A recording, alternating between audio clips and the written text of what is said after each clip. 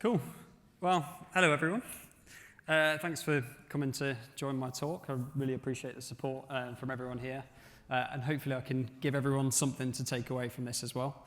For anyone that doesn't know me, I am Leon. I am still bald. My hair has not grown back. Unfortunately, I do wish for that some nights. But I am technical lead for Workplace for a company called Jigsaw24. For anyone that doesn't know Jigsaw, we're an Apple enterprise reseller, repair specialist, education specialist, and Apple service and solution expert as well. That's a very quick introduction of what we do at Jigsaw, because we do a bit of everything. But you know, my role really is being an Apple technical lead and an Apple focused lead as part of that entire Apple practice and things as well. So do tend to see a little bit of everything, or try to anyway. So hopefully give everyone something a little bit to take away in terms of some of the new stuff and things of what to see. Just before I came on stage, actually, I was like, it's really cold in here. And I think that's because, for anyone that's not in the UK, the weather outside is so good, they just want to make you feel cold and get a little bit at home before you do leave tomorrow. But luckily, because I went to the toilet quickly and then they were closed, so I had to run to the lobby and run back. So I'm nice and warm now, all ready to go, all stretched. People may have seen my title talk, I think, in Hoover, The Spy Who Logged Me In, A License to Authenticate. I'm going to say I did use ChatGPT for this one. I'm going to give away that secret. The hardest thing with a presentation is thinking about what to name it.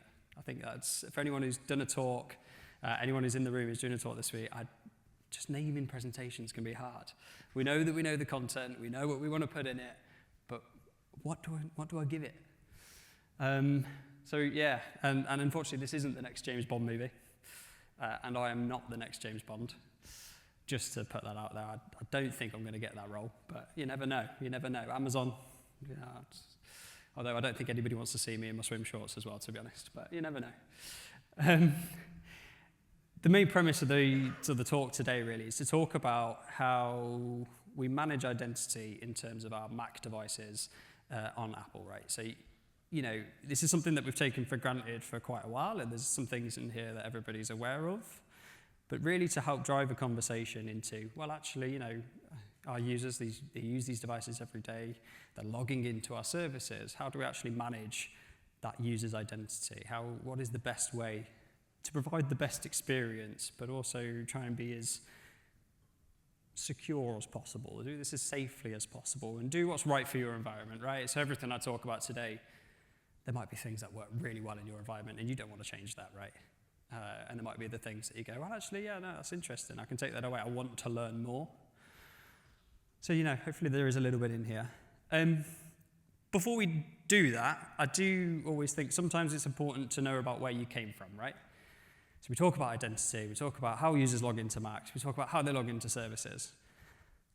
But what did we used to do? There'll be some people in the room that have only ever known Jamf Connect and password syncing using Nomad, and Kanji solutions and Xcreds and things like that.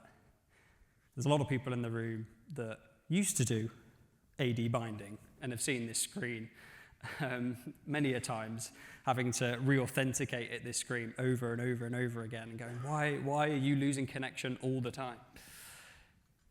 So just wanted to kind of touch on that just briefly in terms of, you know, what did we used to do? And we did used to AD bind, right? So we did used to bind all of our devices to the domain. We used to run mobile accounts. Everyone did it.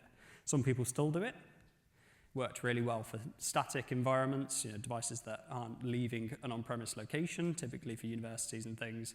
But for mobile environments in a remote world where users start to travel more, it became a really big pain. So we used to AD bind. It was painful.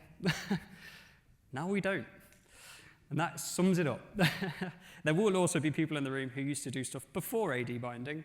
That was before my time. So I'm not covering that today. But, you know, a nice brief overview of history in terms of what we're moving to. When I was putting the presentation together and I had the title, I thought, I've got to stick with the James Bond theme.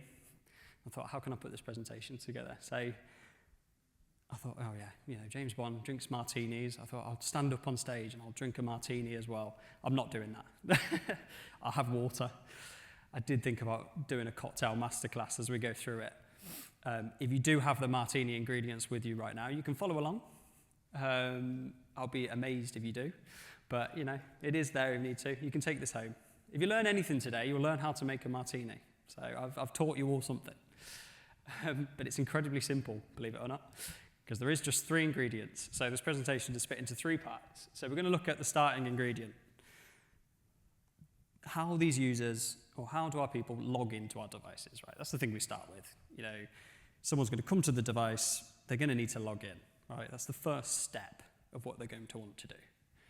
The second step, I'm logged in now. I've logged in with whatever my solution is that I use. What happens then? How do I log into my services? How am I going to authenticate into them? How is that going to be as seamless as I want that experience? Or what is that experience today? Ooh, I've got the problem with the clicker now. It's doing what it wants. I've ruined my next slide. Damn it. And then we're going to touch on the finishing touch, right? So again, martini, 3 ingredients. I've ruined the first ingredient now. You've already seen it. That's vodka, right? You're going to start with our base layer. So again, with our mat login. If you are more of a gin person as well, you can swap it out for gin, whatever you prefer. And again, like I said, you will take away how to make a martini today. We're going to start with the one that I think that everybody really knows, right? And you're going to start with one and go, Leon, why are you telling me about local account? We've used local accounts for however many years. I know how to use local accounts. And this is talking about not linking it to identity provider, not doing password sync. We're not doing anything fancy with the secure enclave. We're not doing anything like that. The only thing we might do is we might make sure the usernames match up. But this is doing using the inbuilt functionality, using native functionality, just out-the-box sort of experience, not doing any of that password syncing.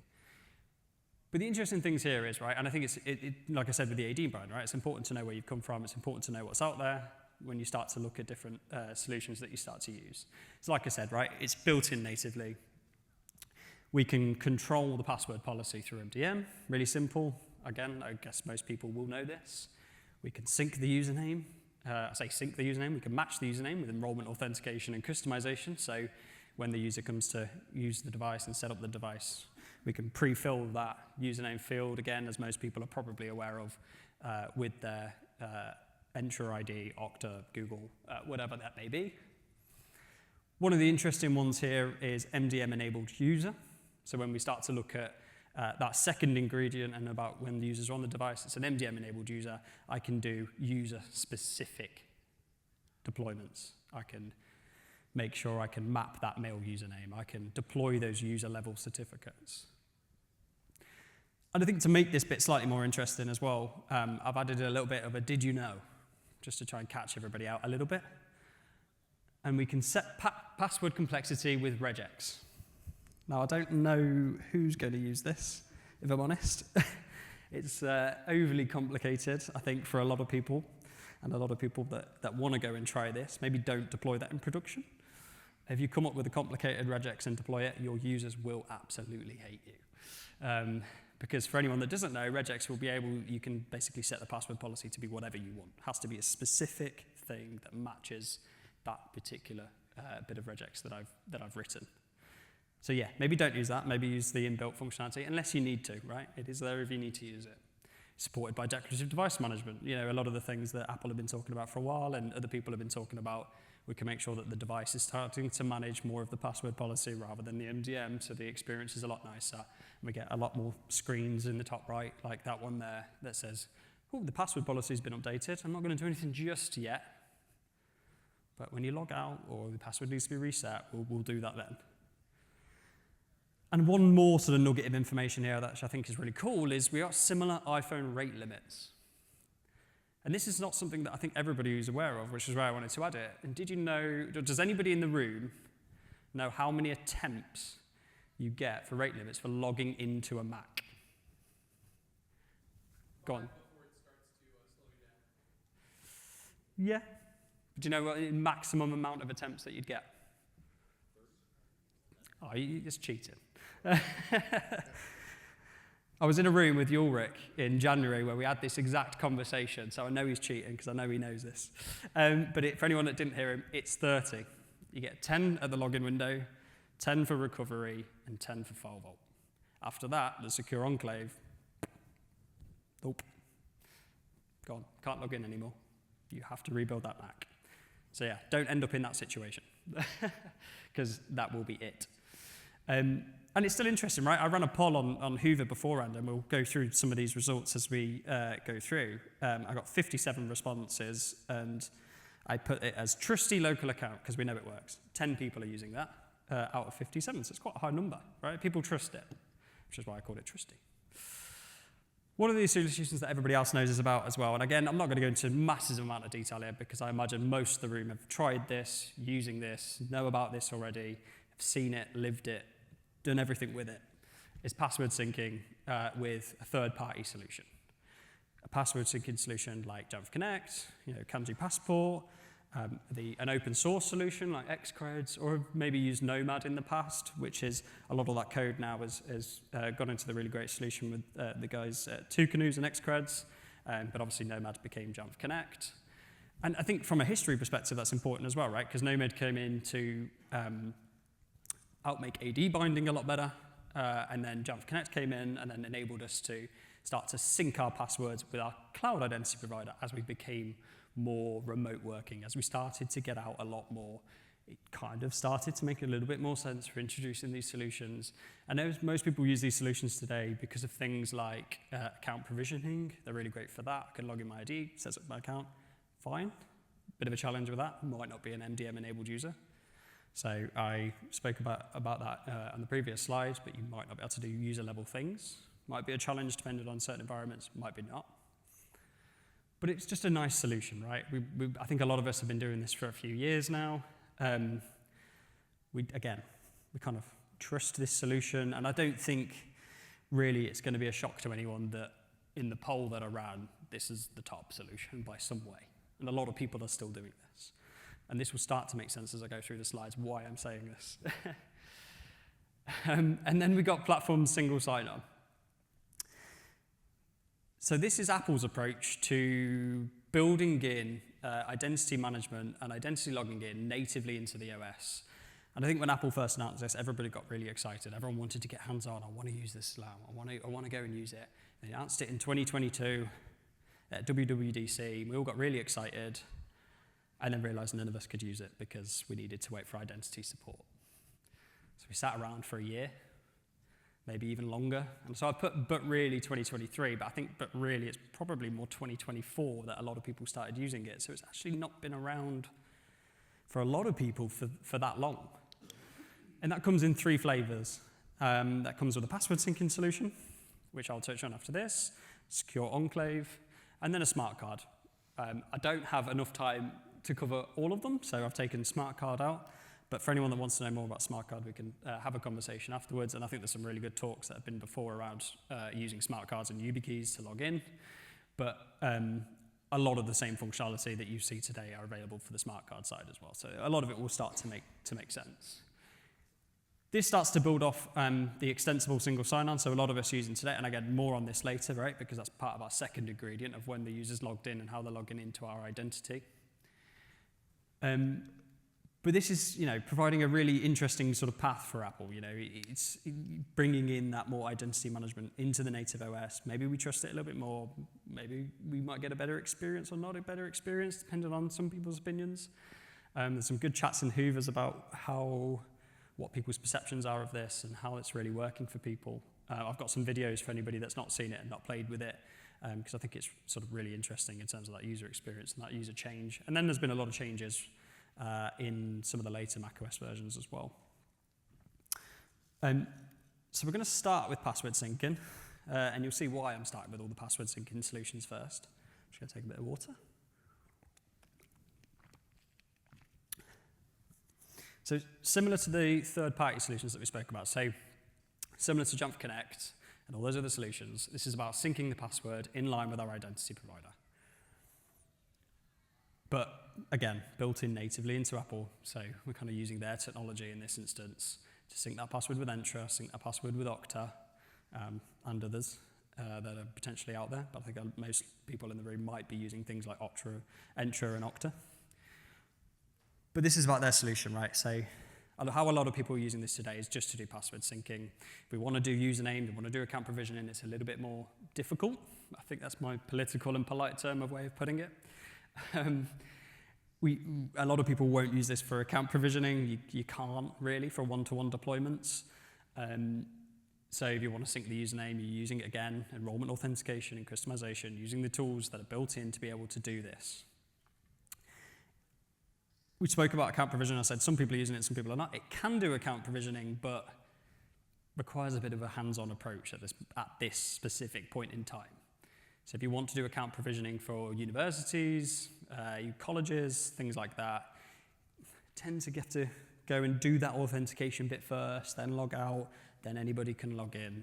So it doesn't necessarily provide as nice of a user experience as maybe a solution like Jamf Connect, Kanji Passport, Xcreds, other solutions that are out there, which is why this is the top of the list. This is why everybody's using this at this point in time. One of the interesting features and functionality that came out with this recently is, and I think why a lot of people are interested, is the login policies. So the login policies for Entra and the login policies for my identity provider actually now happen at the login screen. So if I lock my identity in Entra, I can't log into that Mac. So that's just why a lot of people are interested in this solution over maybe something which is a third-party solution like Jamf Connect, for example. Cool. For anyone that's not seen Password Sync, I've got a quick video on it, if it decides to play. And this is quick. I did speed it up, and it is a minute. So blink, and you may miss a bit. So yeah, you just authenticate with your Mac password. Then you have to authenticate into your identity provider. I am using Entra. I do not type this quick. In this instance, we're just re-authenticating. I've left in this bit. I think a lot of people might not know, if you do use Jamf, it can actually launch the device registration for Entra. So in terms of forcing people into device registration with platform single sign-on, because that was a question that was asked in a community chat that I saw, this might be one way that you force people to do it. If they don't do it, they can't get a compliant device, they can't log into their resources. And then you go to office.com, right? It's configured the single sign-on extension, as a lot of people are aware. I can log into my applications and services. Great. I think a lot of people have seen this. A lot of people might be doing this today, but that's nice. So for anyone that hasn't seen it, obviously, all logged in. Not had to log in again. Like I said, really quick video. But why do we password sync? I think maybe everyone can sort of take a second, ask themselves, why do I? Why do we password sync? We might go, wow, users, we've got the same password across all of our devices, we've got the same password across their identity, or their apps, they'll just remember it, right? Our receptionist and everybody else, who, they won't write it down a little padlock and put it at the front of the building that everybody can see. They won't do that. They might still do. We just really, I think we need to challenge that a little bit. Now I think technology's moving on. So this is what I came up with. Everything after I thought, why do we password sync? I thought I boiled it down to change. We've always password synced in some way. We spoke about AD binding. The password's always been the same. Password has always been the same for the third-party solutions that we use. Password was the same for Nomad that people used to use that. Password's the same now for people that are using that. So I put up the "you shall not change" meme. I won't do it fully on stage because I will make an embarrassment of myself. And this is quite topical, right? So when we look at change, what is that change? It's secure enclave, right? It's using platform single sign-on secure enclave. And this isn't going to work for everyone. If you're in a shared environment, you're in a multi-user environment, this might be a bit more of a challenge. But hopefully everyone paid attention during the Apple presentation in terms of what secure enclave is and the benefits that it brings and all the powerful things and all of that. But what it brings to us here is we can store the private key for authenticating into our services into the secure enclave, which makes it phishing resistant.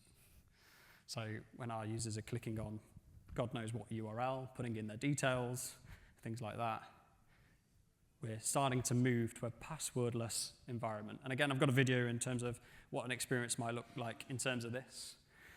But this is starting to think about it differently. So I think if you go away today and you think about anything, is start to think about, oh, actually, if I implemented passwordless authentication in my Mac environment, for into talking to identity providers, how would that go down? How would we use that? And this isn't perfect, right? I'm not going to stand up here and say everybody should use it absolutely without testing. Don't do that. Because there is other parts of this puzzle that you have to put together in terms of making this as good as you can.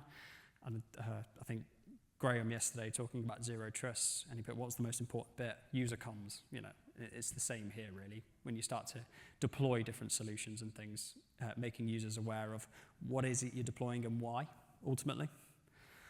And I think this was one of the lesser used ones, right? So actually, no. I do surprise myself. There was about 9 people using this out of 57, which I was quite surprised at. You know, a lot of people are being sort of on the bleeding edge. What I quite like about this is a lot of us will work with Windows admins and security experts that go on about Windows Hello all the time. They go on, okay, Windows Hello is better than anything you got on Mac. Yeah, it's just, what do you mean? We can do it. And they go, what? Well, I can't see Windows Hello for Mac. And you go, no, it's this. And this is comparable. For anyone that was in Neil's talk yesterday, he flashed up a slide, and there's some really good documentation on this as well.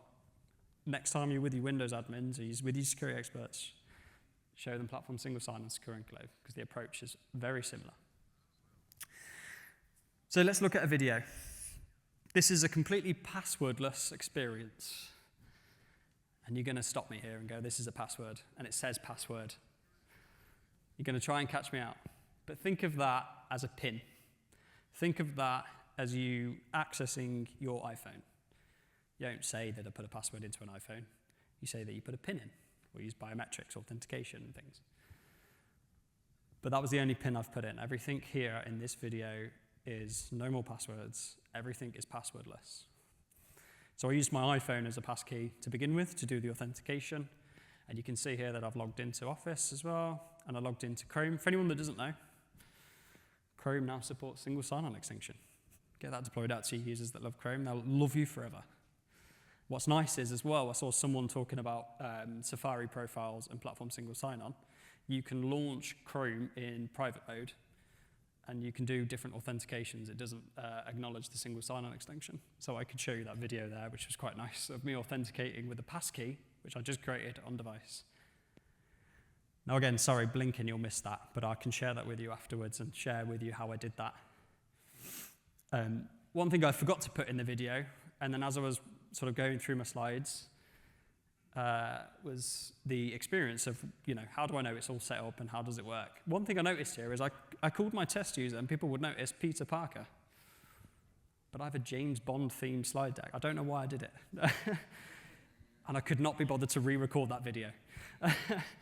And it was too late. I'm not going back and doing it. Maybe one day. But you can see that I've set up Secure Enclave. It's all green.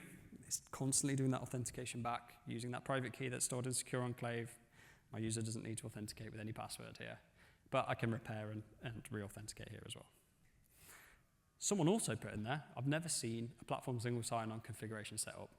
So I've flashed one up just for that one person, which I can't remember their name right now.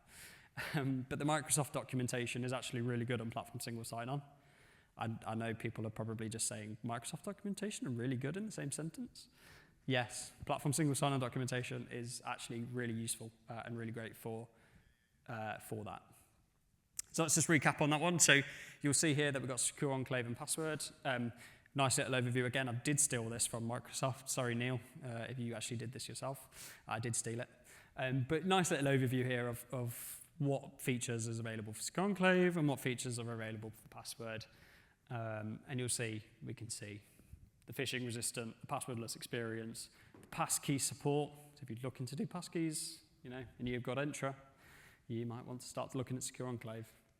But does not do password sync.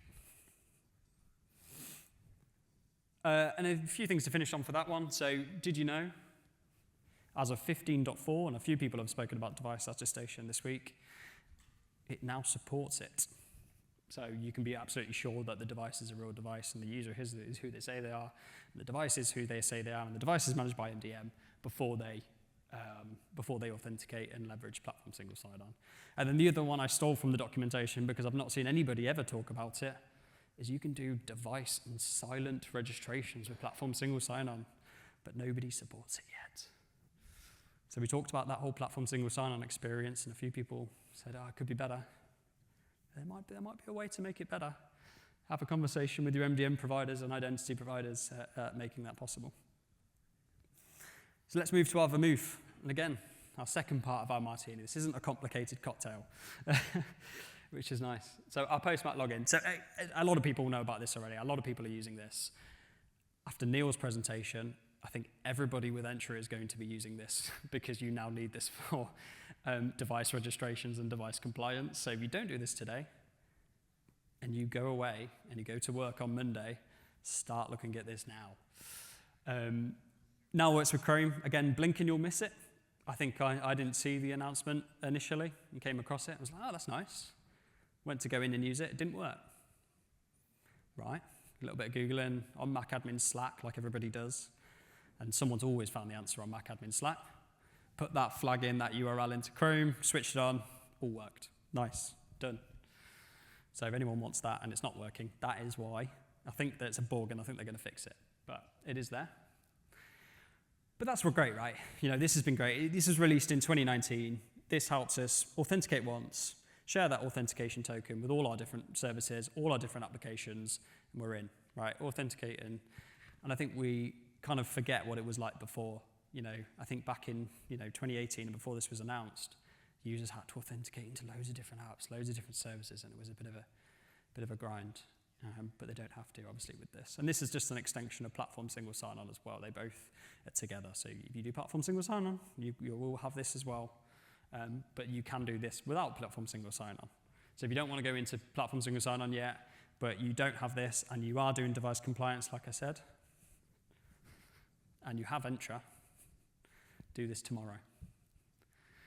And then, did you know, I guess, because, I think for these, that a lot of people are using these already. A lot of people know what they are. But did you know that you could get a Kerberos TGT from Entra? Not from Active Directory, but you can configure platform single sign-on to get you your Kerberos ticket and authenticate into your on-premise resources. I'm not going to stand here and tell you how to do that right now, because we'll be here forever. But again, the Microsoft documentation on how to do that. So if you want to log your users into VPN, you want to log your users into on-premise resources, but you need a Kerberos ticket to do that because you're one of the unfortunate few that does still have on-premise resources and things, you can do it. You can start to bring, like I said, all these puzzles and things together. Certificates. And again, I don't have a massive amount of time to cover certificates in any detail, but when we start thinking about logging our users into resources, certificates can be a good place to start. We're looking down that sort of zero trust experience. We're looking down that passwordless experience. We might want to deploy certificates to make it better for our users. And you can do that. Again, you can deploy certificates so you can log into VPN, log into on-premise resources, network relay, 802.1x, all enterprise features and functionality that a lot of people are using, and a lot of people are doing today, and a lot of people deploying certificates. But let's maybe move to, or start to think about Acme. And again, I don't have too much time to start talking about Acme because I will literally be here forever and everyone will be really tired and going, I feel like I want a martini now after that. I did put in Matteo, who did a really good talk on Acme at London Apple Admins. And it was like a 15-minute overview on Acme, which is great because certificates is not the most interesting topic, as I'm sure everybody is aware of. Unless you love certificates, then that's for you. But Matteo did a really good talk, 15-minute overview of what it is. But we're talking about Secure Enclave. Secure Enclave as being a running theme and a running thing that we're talking about. This works the same way, right? So we authenticate into our certificate server. I'm going to store that private key in the Secure Enclave, hardware bound, make it resistant again from someone to be able to steal that. Moving on from a 20-year-old functionality in SCEP, for example.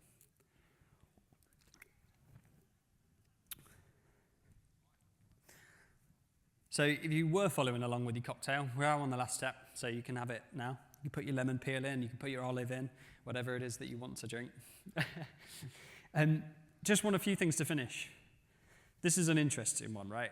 I think everybody who has been in the UK has been fully aware of what's been going on with Marks and Spencer's and Co-op. And I think everyone's aware of how they got in.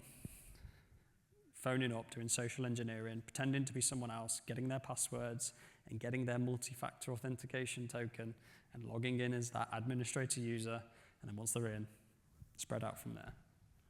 And things like this, I think, happening in the real world today, as of literally the last few weeks. And for anyone that isn't from the UK and hasn't seen this, this is a scary, scary thing, because there's an organisation that's going around and targeting our retail stores and things at the moment, and Marks and Spencer's being one of the largest in Co-op and the likes.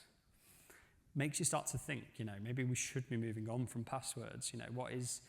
Can we move our identities on from passwords if someone phones up the service desk? And I'm not saying these solutions are going to solve this problem, are going to solve this problem 100%, because this problem is more about processes and how everything has gone into that. But it's an interesting thing, right? How can we start to move our estate on? How can we actually eliminate passwords, maybe, from our overall experience and modernize it? Sticking with my James Bond theme on this slide, and not the other slide, we do, what would Q do? So for anyone in James Bond, Q is the guy that does all the crazy tech, right? So he's going to go for the best solutions, the best stuff possible. So what would Q do? He'd probably go for the FIDO2 compliant solutions. He'd probably go with smart cards or secure enclave and start to look at passkeys, start to eliminate passwords from his environment, and start to bring all that in. I've mentioned passkeys a few times now, and if you're not aware of what passkeys are, there's a couple of things. So Charles and Joel did a really great talk on passkeys in 2023 at Maxis Admin. Definitely worth going and having a look at. And for anyone in the UK will know what the NCSC is, but they're a government-backed security organisation that basically give out advice and dictate what we all do. They published a really great article on passkeys. Being passkeys not perfect, but getting better. And I recommend that people read that, because you start to understand, well, actually passkeys, there are some pitfalls with it. There might be some user experience challenges. I can't maybe just go into it 100% and hope that it solves all of my problems. Definitely go and have a little read of that if you've not already, because it is pretty well thought through and it's well put together on why they're great and then where we maybe still need to go. So it'd be good to know whether it can fit in your environment today, or whether actually maybe I need to provide some feedback on that to the likes of Apple and everybody else. This slide felt like it fit here. I wanted to try and get it in somewhere, but for anyone that would have blinked and missed it, 15.4, you can log in with passkeys at enrollment authentication now. Apple announced this back in WWDC last year, and it's taken a while for it to come out and get announced, and get released, sorry. But it's there. So we think about that passwordless experience. Wasn't possible before, because we might have had to put a password in to authenticate into our Mac and then into our MDM. That's pointless, right? If we're talking about all the other stuff, and then at the first stage, when we start to talk about enrollment authentication, it fails there. It's not so great, but that is now working. So that leads us to the last slide. I've done well on time, actually. 1 minute 50. It's all right. Shaken or stirred? I heard stirred. And it's about doing what's right for your environment, right? I can stand up on stage and say what's best, and I can say, start thinking about secure enclave, start thinking about removing passwords, but that's not going to work for everyone, right? You need to know what's going to work in your environment, but challenge that thought. If I can go away with anything today, is challenge that thought. Do I need to do password syncing? Well, I've got shared user devices, I work in university. Yeah, okay, you're going to use something like Jamf Connect, you're going to use something that you can keep logging in. You may stick with AD binding if you really want to hurt yourself, but there are other solutions out there. But that may work for you. But actually, if I've got one-to-one devices, and I've got my executive teams, and I've got my people that are out and about, maybe I can move to something better. Maybe I can remove passwords. Maybe I can start to challenge that thought of, why do we password sync? Again, start to think about some of these questions and challenge that, right? Because if we don't challenge the way that we think and the way that we manage, we'll never move forward. We'll always stick to where we are and make the same mistakes or just, not progress in a way. That's me. Thank you very much. Cheers, everyone.